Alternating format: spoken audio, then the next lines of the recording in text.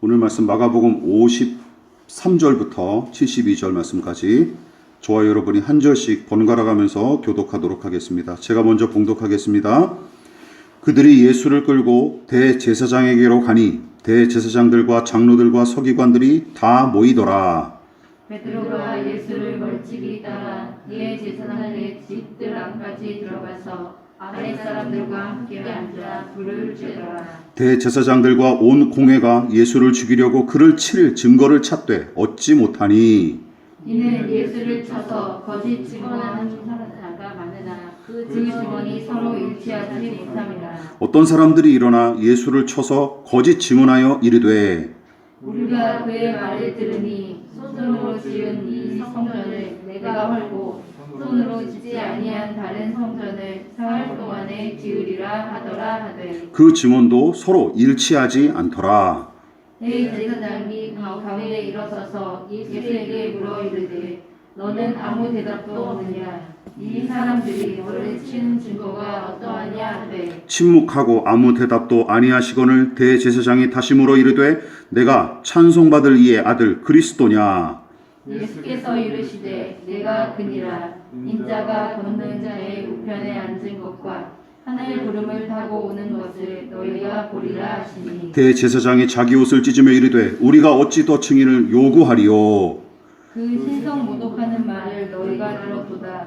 너희는 어떻게 생각하느냐 하니 그들이 다 예수를 사형에 해당한 자로 정죄하고 어떤 사람은 그에게 침을 뱉으며 그의 얼굴을 가리고 주먹으로 치며 이르되 선지자 노릇을 하라 하고 하인들은 손바닥으로 치더라.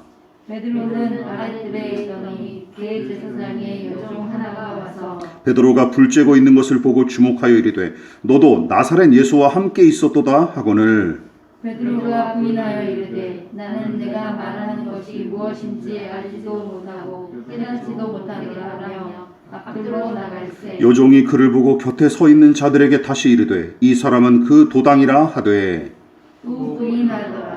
조금 후에 곁에 서 있는 사람들이 다시 베드로에게 말하되 너도 갈릴리 사람이니 참으로 그 도당이니라. 그러나 베드로가 저주하며 맹세하되 나는 너희가 말하는 이 사람을 알지 못하노라 하니 다같이 닭이 곧 두 번째 울더라. 이에 베드로가 예수께서 자기에게 하신 말씀 곧 닭이 두 번 울기 전에 내가 세 번 나를 부인하리라 하심이 기억되어 그 일을 생각하고 울었더라. 아멘. 예, 말씀의 제목을 다 같이 한번 읽어보시겠습니다. 시작. 이르시되 내가 그니라. 이르시되 내가 그니라 하는 제목으로 하나님 말씀 전하도록 하겠습니다. 마침내 예수님은 종교 지도자들을 비롯한 모리배들에게 붙잡히셨고 얼마 전까지 주와 함께 죽음도 불사하겠다며 호언장담했던 제자들은 주님 곁을 용감하게 지키고 그분의 처지를 대변하기는커녕 제 목숨 보존할 생각으로 바퀴벌레들처럼 순식간에 사라져버립니다. 누군가 저에게 인간이 어떤 존재입니까? 하고 묻는다면 저는 마가복음 14장을 가리켜 줄 것 같습니다. 무죄하고 순결하신 예수님과 그 행보는 물론이고 주님의 장례를 힘써 준비했던 여자의 헌신은 인간의 고결함과 아름다움과 위대함을 엿볼 수 있는 이야기들이죠. 그러나 그분을 잡아먹지 못해 안달하며 졸렬하고 사악한 짓을 서슴지 않는 종교 지도자들, 누구나 훌륭하고 선한 일을 하면 손뼉을 치고 응원하지는 못할 망정 억울하게 죄를 뒤집어 씌우고 죽음으로 예수님을 내몬 그들의 작태는 그저 민망할 따름입니다. 또한 가룟 유다는 주의 부르심을 받고 그 곁에서 온갖 기적과 능력을 체험했을 뿐만 아니라 하나님 나라와 복음에 관한 가르침을 항상 가까이서 들었으나 결국은 종교 지도자들에게 돈을 받고 주를 팔아넘기는 짓까지 저지릅니다. 이 마가복음 14장에 인간 군상의 다양한 면모들이 다 드러나 있어요. 그러면 베드로를 비롯한 나머지 제자들은 그들보다 낫습니까? 아니죠. 여기에 딱 어울리는 말이 있죠. 50보 100보. 다시 말해 향유를 부어들인 여자를 제외하고 본문에 등장하는 인물들은 죄다 그놈입니다. 무엇보다 본문을 묵상하던 중에 저를 더욱더 분노하게 만들고 소름을 끼치게 했던 부분이 있습니다. 무엇일까요? 이 부분입니다. 종교 지도자들과 가룟 유다가 주님을 해코지하려고 달려들었던 때가 언제입니까? 와, 기가 막히죠. 주께서 가장 약한 모습으로 당신을 낮춰 기도하시던 때입니다. 기가 막히지 않습니까? 예, 기도하면 뭐 만사형통하고 승리하고 승승장구한다고요? 예, 그거 다 어떻게 보면 헛소리에 불과합니다. 그러니까 오병이어로 남자만 5,000명을 먹이시고 여러 귀신을 내쫓으시며 많은 병자를 고치시는 등의 능력을 발휘하실 때는 찍소리도 못하고 발만 동동 구르던 작자들이 예수께서 가장 약하고 낮은 자리에서 기도하실 때를 기가 막히게 알아차리고 덤벼드는 모양새를 보십시오. 이 짐승들이랑 똑같죠. 짐승들이랑. 마치 피에 굶주린 승냥이 떼처럼 어린 양 되신 예수님을 사냥감으로 여기고 쫓았으며 게다가 사냥감이 도망도 안 가고 순순히 잡혀준 덕택에 손쉽게 목적을 달성할 수 있었습니다. 먼저 번 설교에서 제가 한번 지적했듯이 그야말로 동물의 왕국과 별반 다르지 않은 모습에 실망스럽기 짝이 없습니다. 게다가 오히려 배부르면 사냥을 하지 않은 짐승보다도 못한 인간의 더러운 탐욕과 잔인함을 여실히 보여주는 본문이에요. 게다가 53절과 65절까지는 공회에 모여서 예수님을 신문하는 내용인데 그 장소가 당시 유대의 사법권과 행정권은 물론이고 종교 재판권까지 관장했던 산헤드린 공회입니다. 그런데 유대의 최고 의결기관인 이 공회에서 무슨 일이 벌어집니까? 종교 지도자들이라고 하는 사람들이 무고한 사람에게 죄를 뒤집어 씌우려고 거짓 증인들을 내세웠으며 원하는 판결을 얻기 위해 분명한 증거조차 제시하지도 않고 거짓과 선동을 일삼는 작태가 바로 이 유대의 최고 의결기관이라는 곳에서 일어나는 중이에요. 우리 같은 신자는 이 부분을 그저 기분 나쁜 이야기 정도로 지나치면 절대로 안 됩니다. 여러분, 본문은 당시 유대 사회를 지탱했던 두 기둥인 이 종교와 법이 얼마나 망가지고 부패했는지 폭로하고 고발하는 중이에요.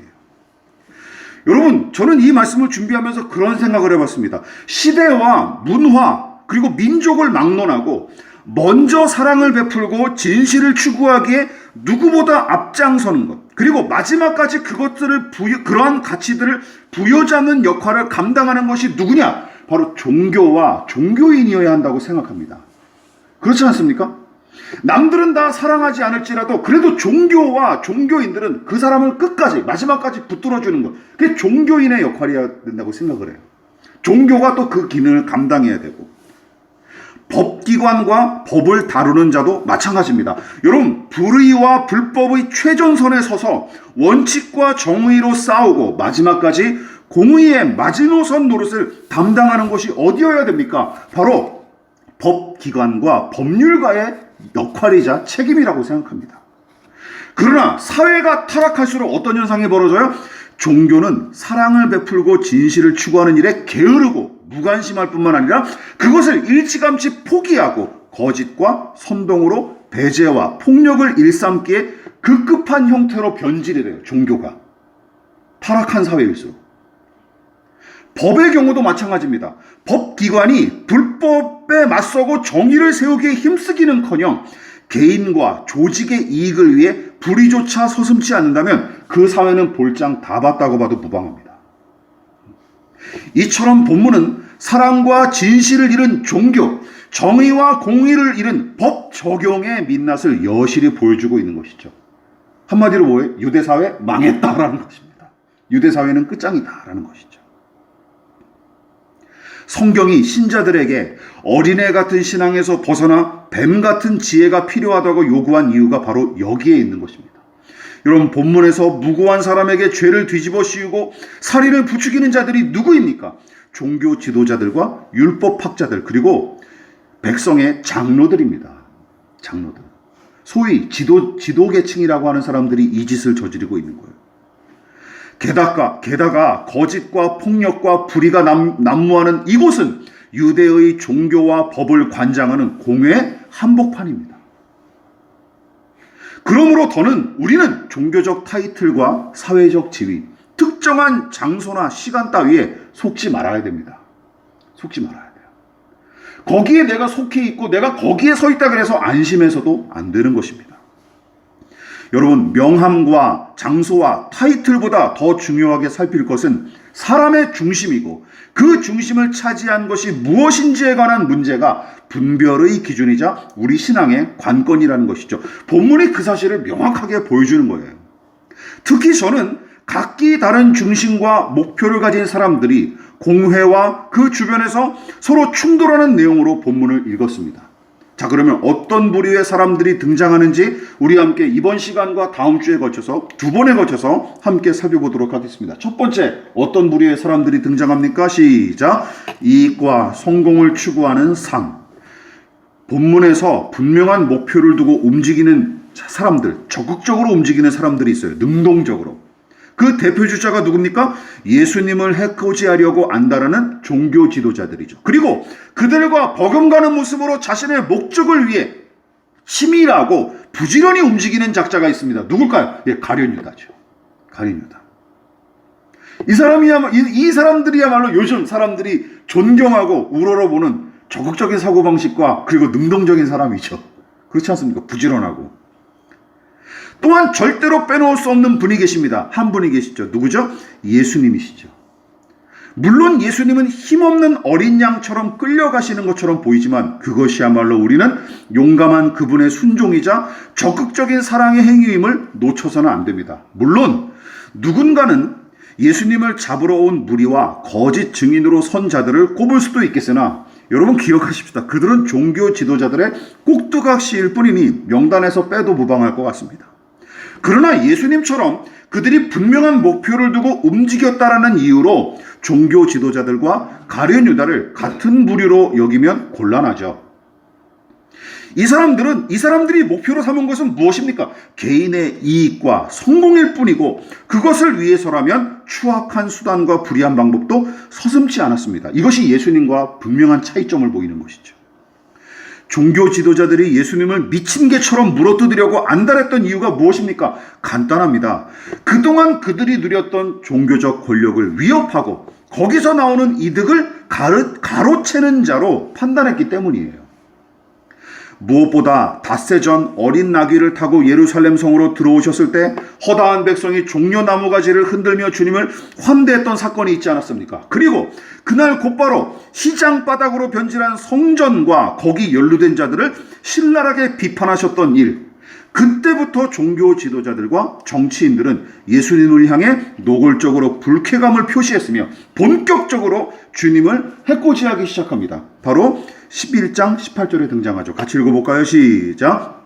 대제사장들과 서기관들이 듣고 예수를 어떻게 죽일까 하고 꾀하니 이는 무리가 다 그의 교훈을 놀랍게 여김으로 그를 두려워함일러라. 사람들이 예수님께 마음을 뺏기고 그분에게로 더 많이 모이니까 얘네들이 시기가 난 거예요. 그리고 두려워했던 것이죠. 자기들이 누리고 있었던 권력과 이득을 잃어버릴까. 이것이 바로 예수님을 잡아 죽이려고 했던 결정적인 이유였습니다. 참 씁쓸한 일 아닙니까? 여러분, 하나님을 섬긴다라고 하는 자들이 누구를 어떻게 죽일지 궁리하는 모양새를 보십시오. 이거 가관이죠. 가관이. 요즘식으로 얘기하면 목사, 전도사, 선교사들이 모여서 무슨 일을 벌이는 거예요? 아, 저놈 어떻게 죽일까? 이거 말이 됩니까?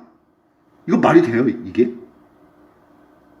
지금 산헤드린 공회에 모여서 예수님을 재판하는 이들은 당시 유대 사회와 종교의 꼭대기층에 속한 자들입니다. 그렇다면 우리 같은 보통 사람들은 이렇게 생각하겠죠. 야, 저 정도 권력과 재산이면, 명예면 더는 욕심내지 않고 편히 살겠다. 나 같으면. 그렇게 생각하겠지만 도대체 만족할 줄 모르는 사람의 탐욕은 주님을 향해 거짓과 폭력을 서슴지 않는 지경까지 이르게 만듭니다. 이게 바로 탐욕의 무서움이죠. 탐욕의 작동 방식과 원리가 이러합니다. 가진 자들은 이미 얻은 것을 지키고 더 갖기 위해 몸부림치며 심지어 가진 것이 없는 자들조차도 무지개와 파랑새를 쫓는 것처럼 그런 삶을 꿈꾸고 갈망하죠. 여러분, 어떻게 이럴 수 있을까요? 하나님보다 자신의 이익과 성공을 더 소중히 여기고 그분의 은혜보다 그것을 더 추구하는 우리의 중심 때문입니다. 여러분, 이익을 따라 뇌물을 받고 불공정한 판결을 남발했던 사무엘의 두 아들, 사무엘상 8장. 에스겔 선지자의 진실한 경고를 외면한 채 제 이익만 따랐던 백성들, 에스겔서 33장. 귀신 들린 여종을 고쳐줄 생각은 하지 않고 도리어 그 여종을 이용해 돈 버는 일에 써먹었던 빌립보의 상인들, 빌립보서 16장. 자신의 목표와 이익에 반하는 예수님을 못마땅하게 여겨 배신한 가룟 유다. 오늘날은 어떻죠? 예배당 건축과 교인 수 증가에 목을 메고 그 일을 위해 교인과 부교육자들을 소모품 취급하며 왕처럼 군림하는 작금의 사역자들, 다 똑같은 사람들입니다. 똑같은 사람들. 성공과 이득을 하나님처럼 섬기며 맹렬하게 추구하거나 하나님을 성공과 이익을 얻기 위한 수단으로 전락시킨 자들은 제 아무리 경건한 채 할지라도 정작은 우상 숭배자에 불과한 것입니다. 우리는 하나님을 예배하는 자입니까? 아니면 성공과 이득을 섬기고 있습니까? 스스로 대답해 보십시오. 우리는 잠언의 교훈에 귀를 기울일 필요가 있습니다. 잠언 24장 1절 말씀 같이 읽어볼게요. 시작. 너는 악인의 형통함을 부러워하지 말며 그와 함께 있으려고 하지도 말지어다. 여러분, 누구나 성공과 형통을 바라고 그 소원을 무조건 비난할 이유는 없습니다.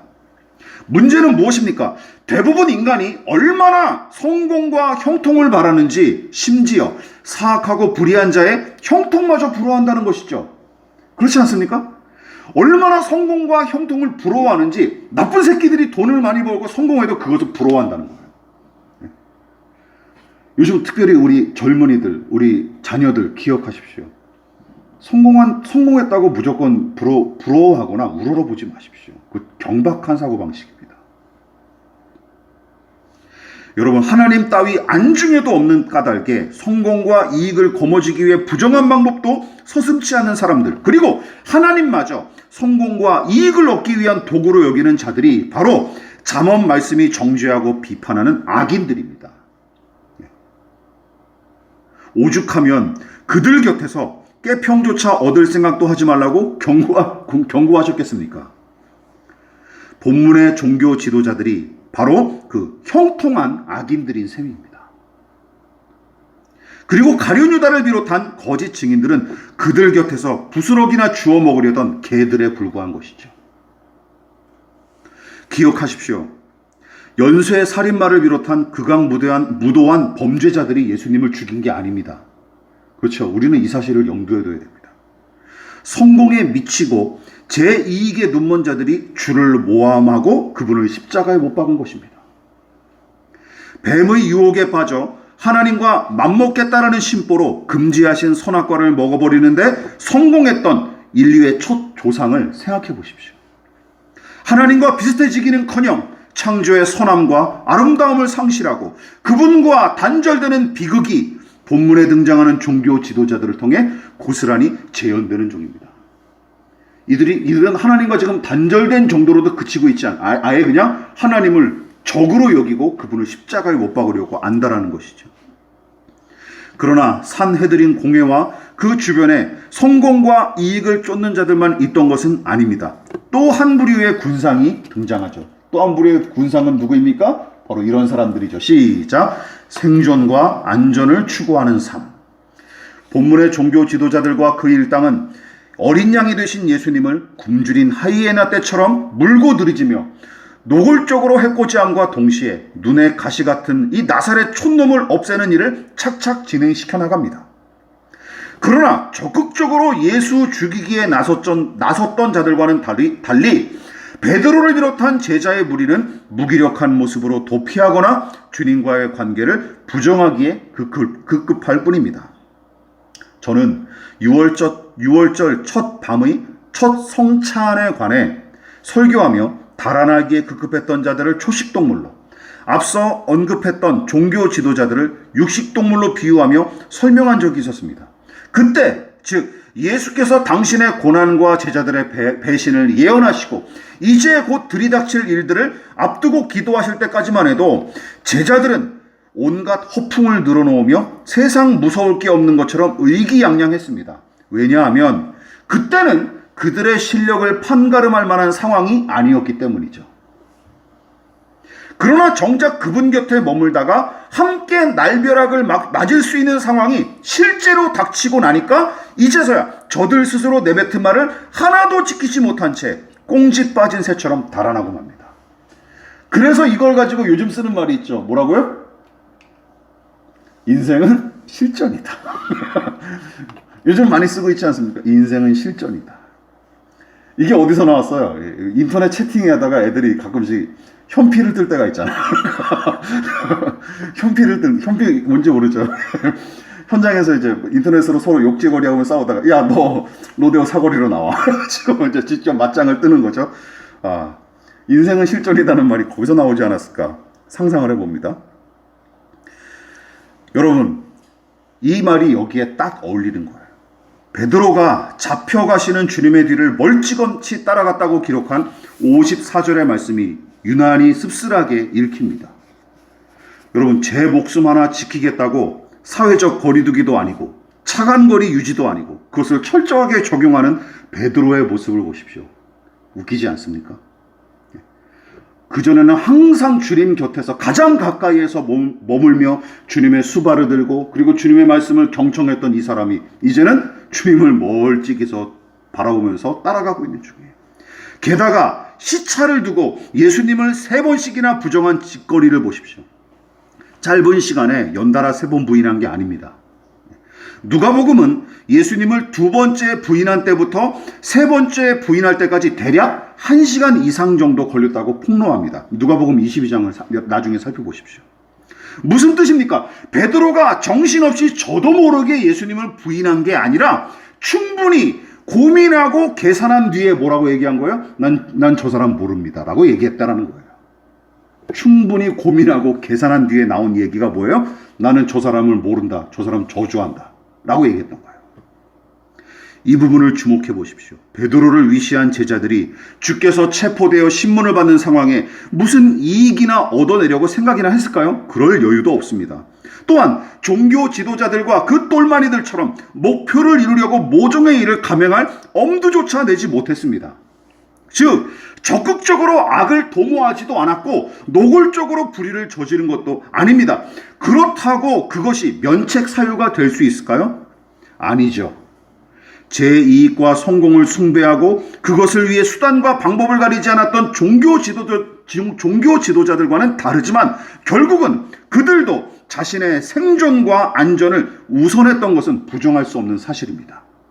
종교 지도자들에게는 성공과 이득이 우상이었지만 베드로를 비롯한 제자들은 무엇이 우상이었습니까? 자신의 생존과 안전이 우상이었던 것이죠.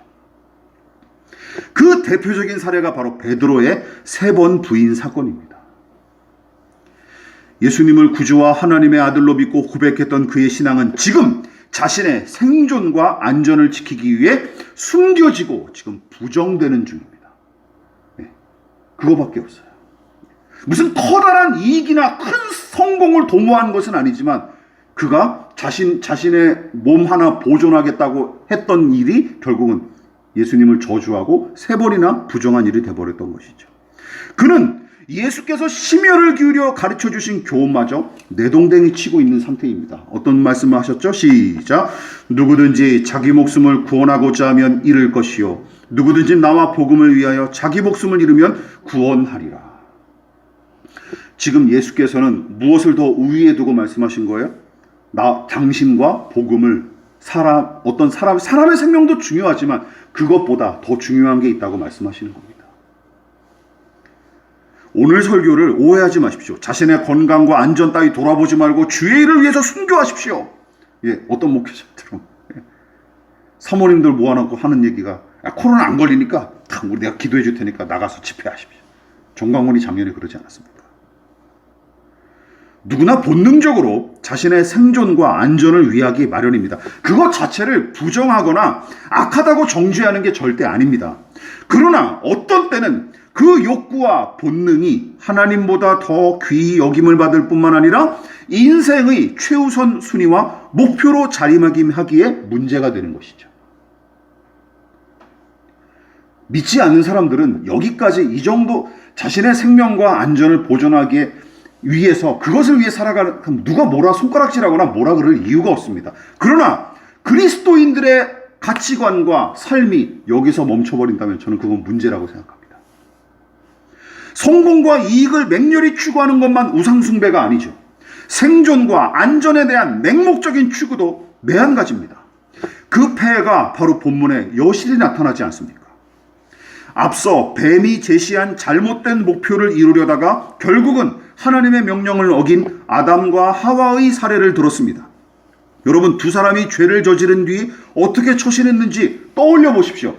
따먹으면 반드시 죽으리라 하신 말씀을 떠올리고 이렇게 얘기했나요? 하나님의 명령을 저희가 어겼으니 회개합니다. 죽어 마땅한 죄를 지었으니 저희는 심판받아도 마땅합니다. 라고 회개했나요? 아닙니다. 다 아시죠? 용기 있게 죄를 고백하고 회개한 게 아니라 여러분, 그들을 찾으시는 하나님의 음성을 듣고 두려워하며 숨어버립니다. 이게 무슨 뜻이죠? 이게 죄가 그들의 마음을 장악해버리자 뭐가 먼저 발동한 거예요? 자신의 생존과 안전에 대한 생각을 우선 발동시켜버린 거예요. 그래서 숨어버렸죠. 하나님의 심판이 두려워서. 그들을 찾으시는 하나님의 음성을 들었으나 두려워하며 숨어버렸고 저지른 잘못에 대한 책임을 상대방에게 떠넘길 뿐이었습니다. 너는 죽어도 되는데 나는 안 돼. 첫 부부가 그렇게 돼버린 거예요. 하나님, 마누라가 그랬는데요. 아니요, 남편이 그랬어요. 그래서 서로 저 살겠다고 이 짓을 시작한 거예요. 뱀의 말을 따랐던 순간부터 인간은 이미 변질하고 망가지기 시작했으며 그때부터 하나님 없는 성공과 이익은 물론이고 자신의 안전과 생존만 쫓는 인생으로 전락해버린 것입니다. 너는 생육하고 번성하며 이 모든 것을 정복하라 하신 이 명령은 이 사람들에게는 이제 더는 효력을 발휘하지 못하기 시작했습니다. 이처럼 인간은 타락하자마자 하나님 이외에 다른 것을 숭배하고 추구하기 시작합니다. 그것이 바로 성공과 승리, 그리고 안전과 생존이죠. 아하수에로 왕의 신하 하만이 유대인 말살 정책을 추진한 적이 있었습니다. 그때 모르드게가 자신의 안위만 염려하며 소극적으로 이 일을 대처했던 왕후 에스더를 이렇게 꾸짖죠. 같이 읽어보겠습니다. 시작. 모르드게가 그를 시켜 에스더에게 회답하되 너는 왕궁에 있으니 모든 유다인 중에 홀로 목숨을 건지리라 생각하지 말라. 자신의 생존과 안전을 지키는 일이 중요합니다. 여러 번 강조하자면 제가 이걸 무시하는 것이 아닙니다. 성공과 이익을 건전하게 추구하는 것도 권장할 만한 일이죠. 그러나 더 중요하고 가치 있는 일을 위해 그것조차 내던질 때를 우리는 종종 만나는 것입니다. 바로 그때 믿음의 여부가 증명되고 그 실력과 수준이 판가름 나는 것이죠. 예수님을 보십시오. 예수님 홀로 뭐라고 말씀하십니까? 내가 그니라 하고 당신의 신성과 영적 권위를 용감히 선포하십니다. 그러나 무슨 일이 벌어지죠? 그나마 지금까지 주님의 생명과 그 행보를 지켜주던 최소한의 안전장치는 그 선언과 동시에 사라져버리고 납니다. 그리고 예수님은 개취급을 당하기 시작하시죠. 그리고 십자가에 못 박혀 돌아가십니다. 다시 말해 이 말은 당신의 성공과 이익을 산산조각내는 진술일 뿐만 아니라 생명과 안전까지도 기꺼이 허비하리라는 주님의 거룩한 의지가 담긴 선언인 것입니다. 내가 그니라. 이 부분은 다음 주에 우리가 좀 더 자세하게 다뤄보기로 하겠습니다. 말씀을 마무리하도록 하겠습니다. 여러분, 성경은 형통과 성공, 심지어 자신의 생명과 안전보다 하나님의 얼굴과 그 은혜를 갈망했던 사람들의 이야기로 가득하고 하나님은 그들의 행보를 기뻐하며 주목하십니다. 물론 그 믿음을 따라 살아간 신실한 신자들은 소수에 불과했죠. 오늘 본문도 유일하게 예수님만이 그 길을 따라가시죠. 용감하게.